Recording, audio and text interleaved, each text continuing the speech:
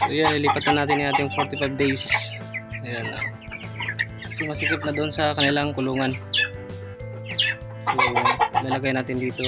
Preparation na rin to sa ating free range para try natin i-free range itong mga 45 days na to.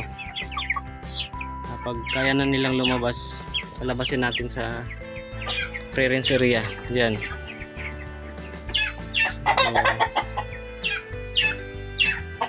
Balit pang 22 days ito ngayon. Ilabas ko na kasi masikip na doon sa kanilang kulungan.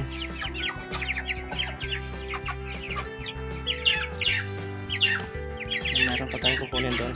May one. Tet! Dali, dali! Kurang tititit!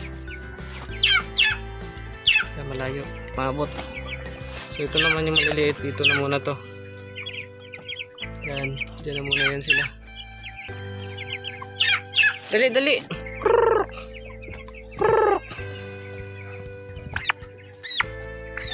Parang yung mga kauban diri oh.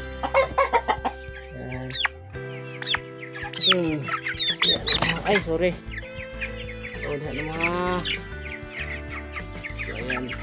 Dito na sila. 25 piraso yan. Bye-bye. Bye-bye, titit.